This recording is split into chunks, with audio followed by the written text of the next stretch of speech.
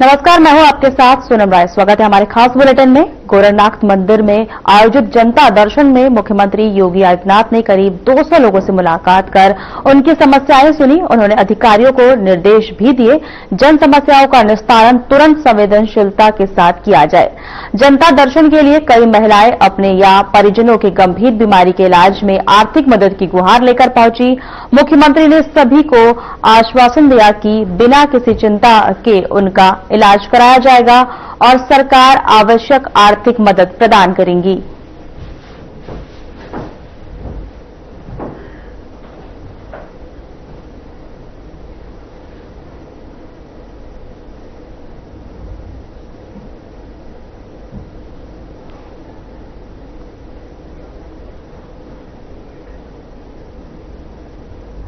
लखनऊ में भारत स्काउट और गाइड्स के हरिक जयंती समारोह के समापन समारोह का आयोजन किया गया। आपको बता दें, जिसमें राष्ट्रपति द्रौपदी मुर्मू ने शिरकत की। इस मौके पर राष्ट्रपति ने कार्यक्रम को संबोधित किया।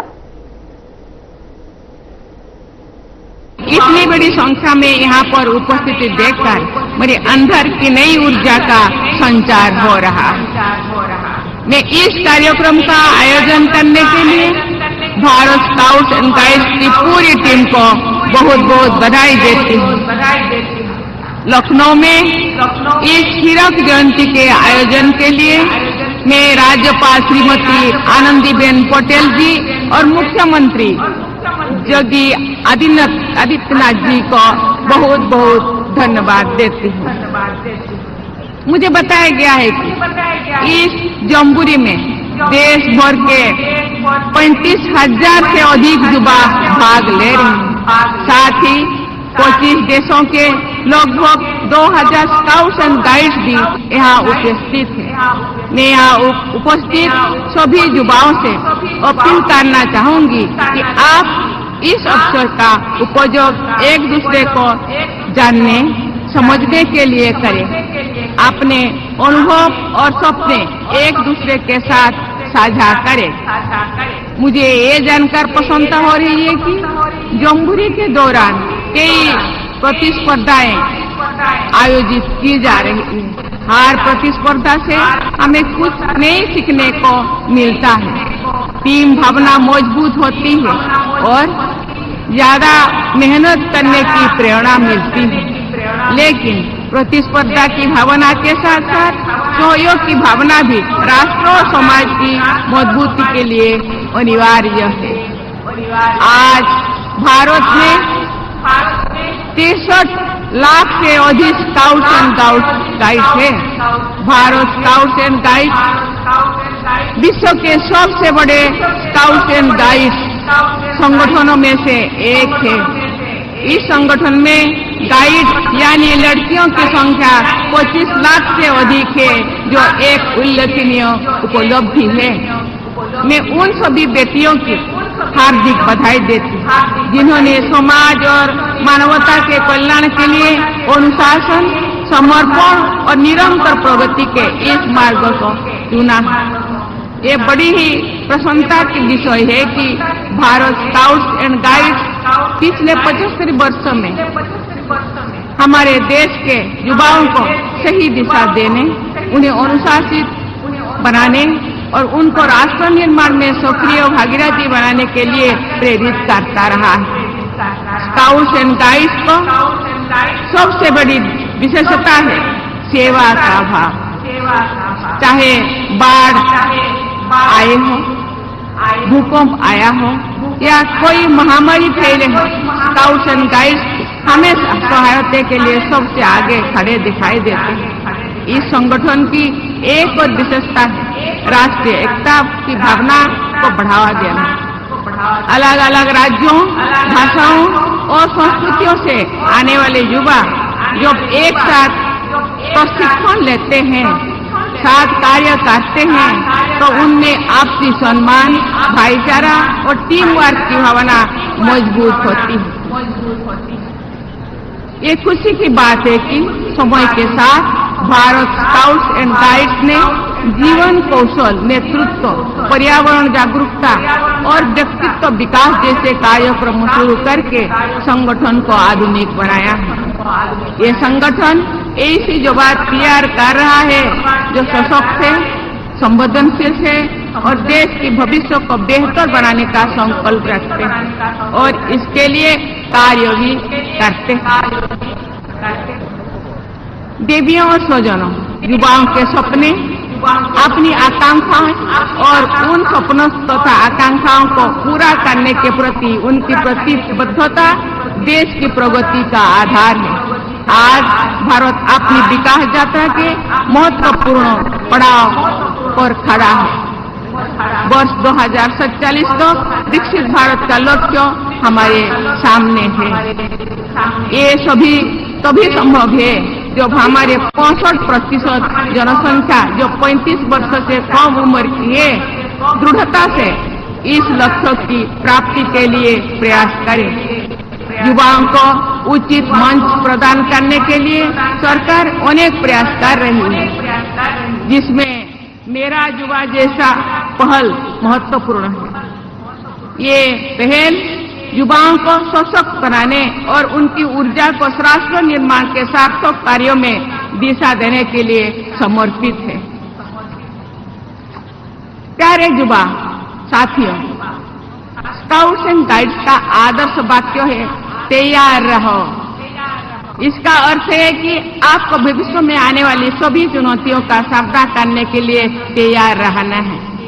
आपको अपने अंदर और क्षमता विकसित करनी है, जिससे समय आने पर किसी भी चुनौतियों का बिना घबराए दृढ़ता से आत्मविश्वास के साथ सामना किया जा सके। मेरा मानना है कि हर तरह का कौशल विकसित करके आप ऐसी क्षमता विकसित कर सकते हैं, चाहे वह तकनीकी कौशल हो, संवाद कौशल हो, टीम के सदस्यों के साथ समन्वय का कौशल हो, समस्या समाधान का कौशल हो या नेतृत्व की क्षमता हो, सभी आपके जीवन में मददगार होंगे। आज पूरा विश्व पर्यावरण असंतुलन की समस्या से जूझ रहा है। पर्यावरण अनुकूल आदर्शों को अपने जीवन के अभिन्न अंग बनाकर हम इस समस्या से निजात पा सकते हैं। ये प्रसन्नता की बात है। ये जम्बूरी एक हरित जम्बूरी है, जहां पर कंपोस्टिंग, वेस्ट सेग्रीगेशन और प्लास्टिक मुक्त परिसर जैसे कदम उठाए हैं। अगर सभी युवा प्रकृति का साथी होने के स्काउट्स एंड गाइड्स के सिद्धांतों को अपनाते हैं, जीवन में आगे बढ़ते हैं, तो हमारी धरती हरी भरी और खुशहाल बनेंगे। प्यारे युवा साथियों, आप इस देश के भविष्य निर्माता भी हैं और इसके भव्यता संस्कृति के महान परंपरा के संरक्षक भी हैं। जिस तरह से एक दीपक से अनेक दीपक जलाए जा सकते हैं, उसी तरह एक सशक्त और संवेदनशील व्यक्ति अनेक व्यक्तियों को सशक्त और संवेदनशील बना सकते हैं। मुझे विश्वास है कि आप सभी प्रतिभा और ऊर्जा को देश के विकास में लगाएंगे। इसी विश्वास के साथ मैं अपनी वाणी को विराम देती हूँ और बहुत बहुत धन्यवाद देती हूँ।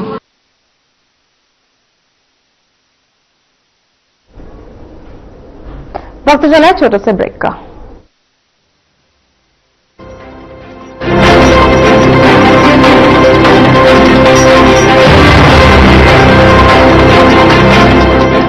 मेहनत और समर्पण के प्रतीक अन्नदाताओं को डबल इंजन सरकार ने दी है नई पहचान। कर्मयोगी सरकार ने किया है वो दमदार काम जो दशकों तक था सिर्फ सपना। उत्कर्ष के इन 8 वर्षों में गन्ना किसानों को किया गया है रिकॉर्ड 2,90,000 करोड़ रुपए से अधिक गन्ना मूल्य का भुगतान। वर्ष 2007 से 2017 तक हुए भुगतान से यह 1,48,000 करोड़ रुपए है अधिक। माननीय मुख्यमंत्री योगी आदित्यनाथ के नेतृत्व में पारदर्शिता और तकनीक से जुड़ी नई व्यवस्था ने बदली है गन्ना किसानों की तकदीर। वर्ष 2017 से अब तक 4 बार बढ़ाया गया है गन्ना समर्थन मूल्य। गन्ना पेराई सत्र 2025-26 में गन्ना किसानों को होगा 3,000 करोड़ रुपए से अधिक का अतिरिक्त लाभ। नई चीनी मिलें और बढ़ी क्रशिंग क्षमता ने असल मायनों में गन्ने की फसल को बनाया है ग्रीन गोल्ड। काम दमदार, डबल इंजन सरकार।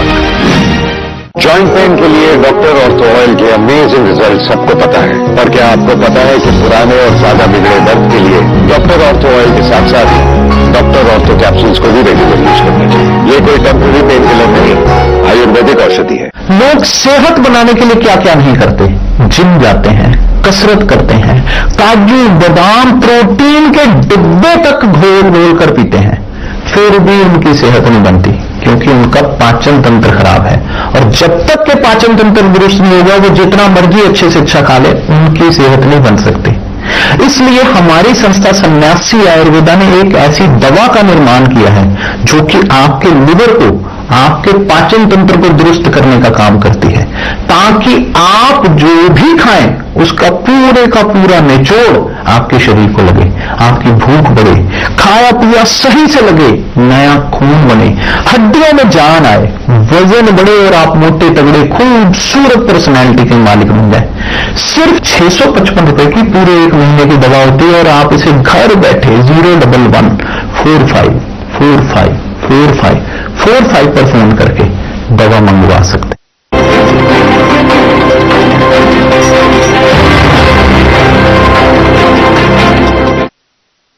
ब्रेक के बाद आपका स्वागत है। गोवा में श्री संस्थान गोकर्ण पटरा गली में जीवोत्तम मठ के 550वें वर्ष समारोह का आयोजन किया गया, जिसमें पीएम मोदी ने शिरकत की। इस मौके पर पीएम मोदी ने समारोह को संबोधित किया। साधु संतों के सानिध्य में बैठना अपने आप में एक आध्यात्मिक अनुभव होता है। यहां उपस्थित श्रद्धालुओं की विशाल संख्या इस मठ की सदियों पुरानी जीवन शक्ति को और बढ़ा रही है। मैं अपने आप को सौभाग्यशाली मानता हूं कि आज इस समारोह में आपके बीच उपस्थित हूं। यहां आने से पहले मुझे राम मंदिर और वीर विट्ठल मंदिर के दर्शन का सौभाग्य मिला। उस शांति, उस वातावरण ने इस समारोह की आध्यात्मिकता को और गहरा कर दिया। साथियों, श्री संस्थान गोकर्ण पर्तगाली जीवोत्तम मठ अपनी स्थापना की 550वीं वर्षगांठ मना रहा है। ये बहुत ऐतिहासिक अवसर है। बीते 550 वर्षों में इस संस्था ने समय के कितने ही चक्रवात झेले हैं। युग बदला, दौर बदला, देश और समाज में कई परिवर्तन हुए, लेकिन बदलते युगों और चुनौतियों के बीच भी इस मठ ने अपनी दिशा नहीं खोई।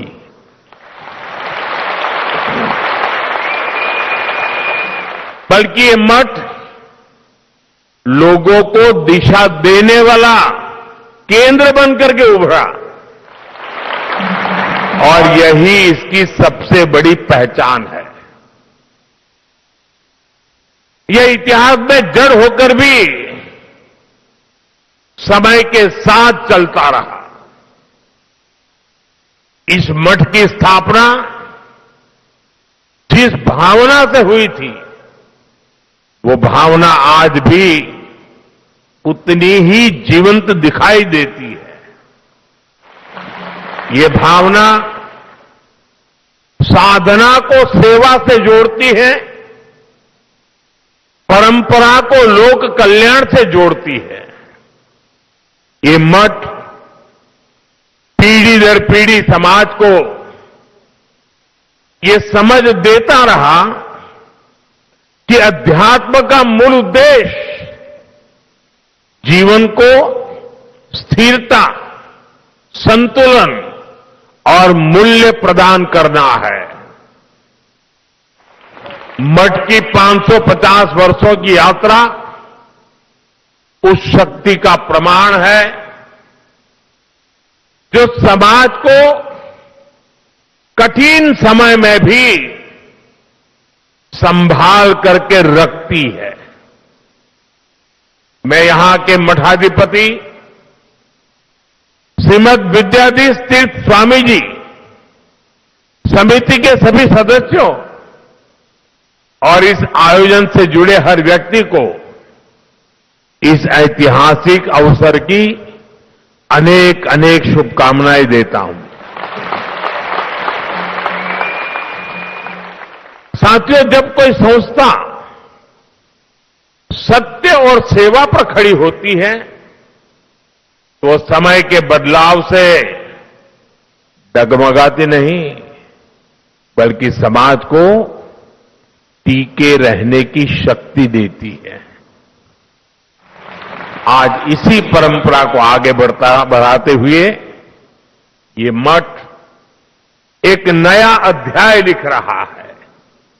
यहां भगवान श्री राम की 77 फीट ऊंची भव्य कांच से प्रतिमा स्थापित की गई है। 3 दिन पहले ही मुझे अयोध्या के भव्य श्री राम मंदिर के शिखर पर धर्म ध्वज आरोहण का सौभाग्य मिला है और आज यहां प्रभु श्री राम की भव्य मूर्ति के अनावरण का सुअवसर मिला है।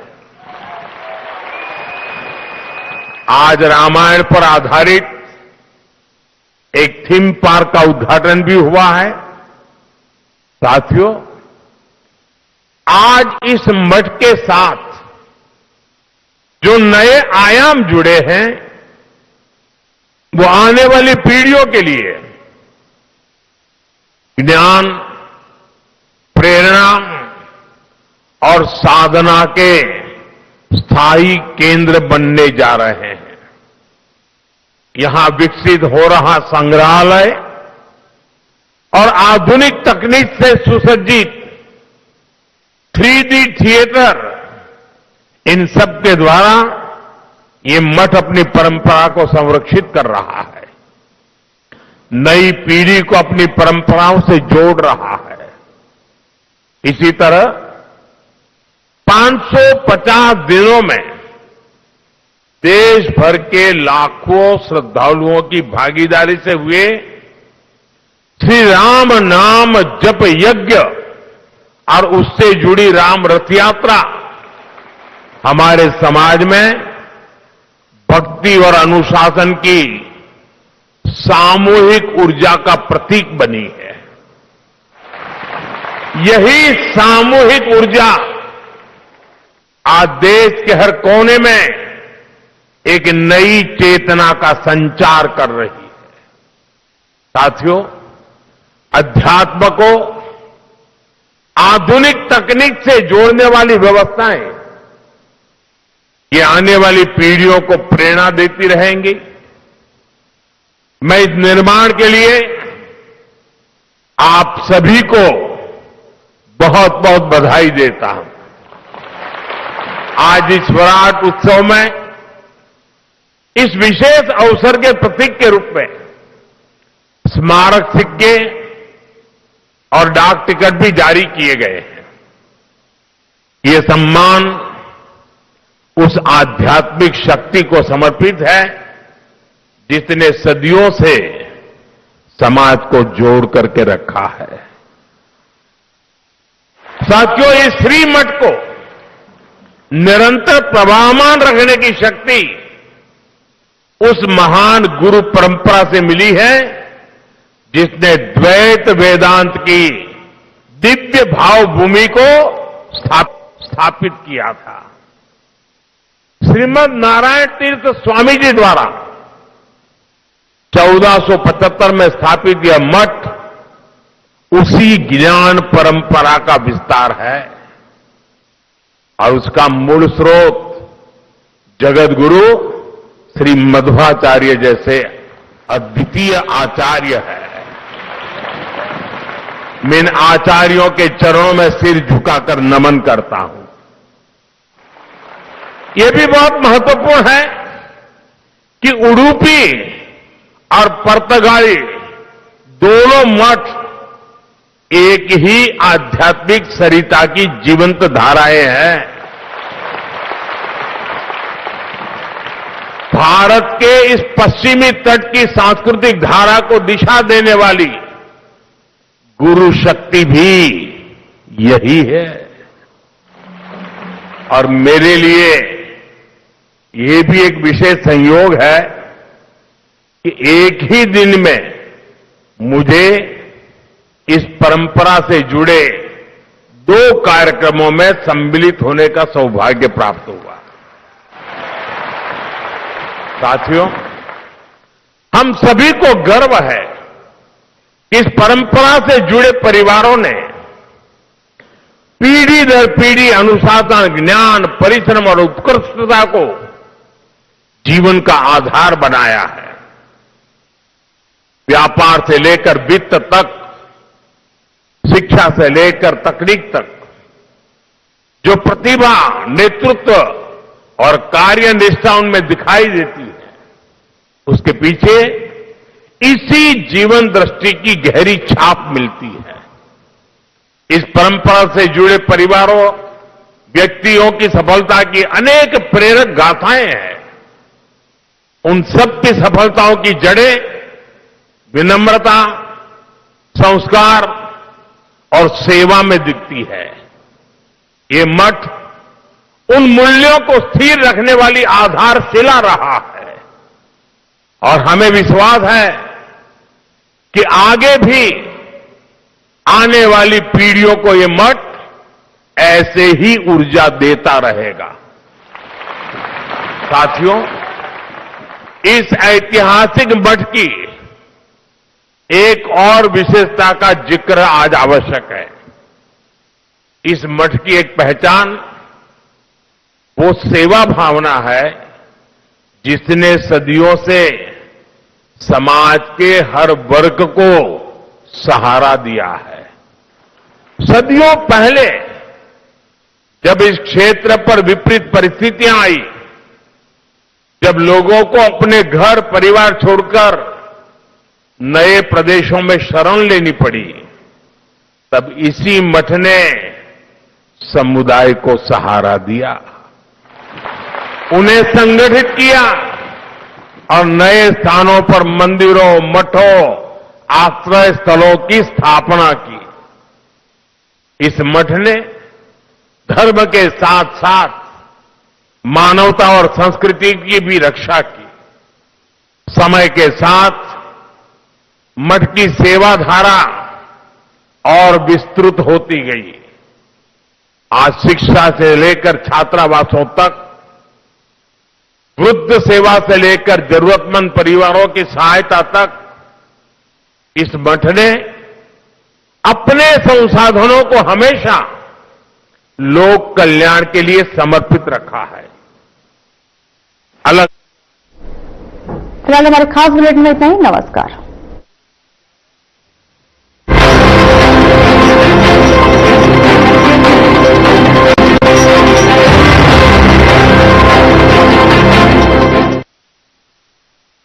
क्या रंग खिला